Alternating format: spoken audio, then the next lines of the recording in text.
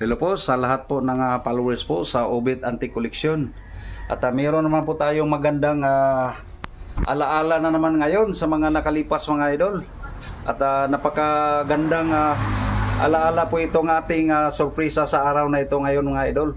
Sana samahan nyo po ako itong ating video ngayon mga idol.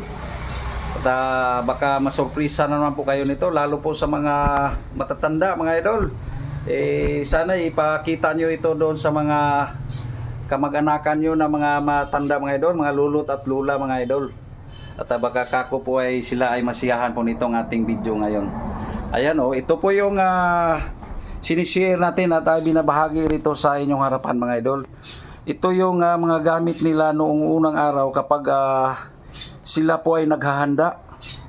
At mayroon po silang paghahanda sa handaan mga idol.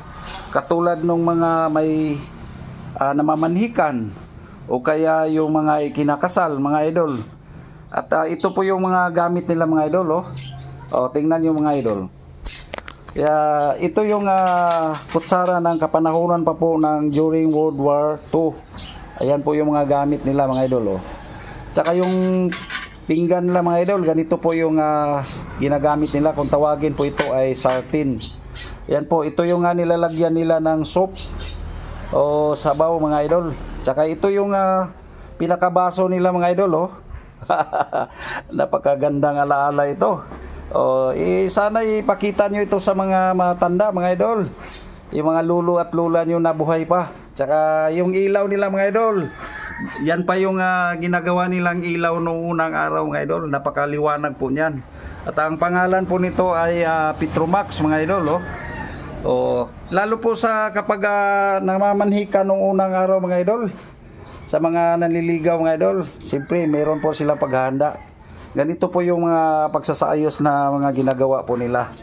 Andyan po yung upuan nila na ganyan mga idol parlor chair po yan. Tsaka yung misa na gawa sa mulabi mga idol.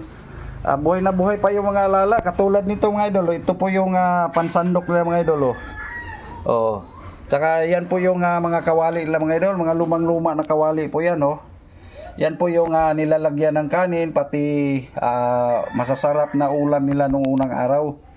Kaya ayan, magsalo-salo po sila doon sa pagpamamanhikan po nila mga idol.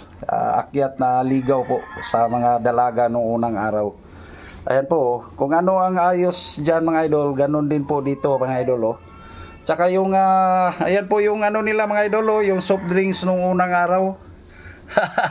Ang lupit na mga soft drinks nila nung unang araw mga idol Ayan Tsaka yung lagayan nila ng tubig mga idol, ganito po yun.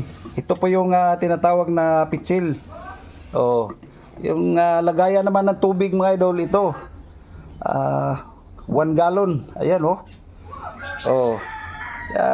tingnan nyo kapag hindi naman sila ganong noong araw, ito po yung ginagamit nila kapag may handaan nga sila. Ganito lang po yung pinapakinggan nila na kung tawagin ito sa amin mga idol, radio. Pwede rin po sila nagpapatugtog katulad nito mga idol pakinggan nyo mga idol ayan medyo lakas-lakasan natin mga idol. Pihitin natin ng ganyan yung mga nila noong unang araw mga idol.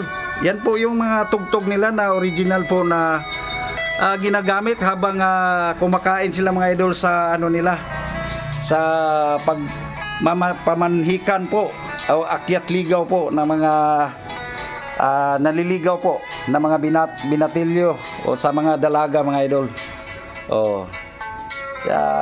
Habang nag-uusap yung mga matatanda at mga magulang natin nila noong unang araw kung pagsang-ayunan yung mga kagustuhan ng mga anak nila yun. Kaya nga ikinakasal yun mga idol. Ayan po, pakinggan yung maigi mga idol. Mga alaala mga idol, di ba? So napakaganda. Sana lahat ng mga viewers natin followers at nag-enjoy din po kayo sa ating ibinabahagi sa araw na ito. Thank you for watching. God bless.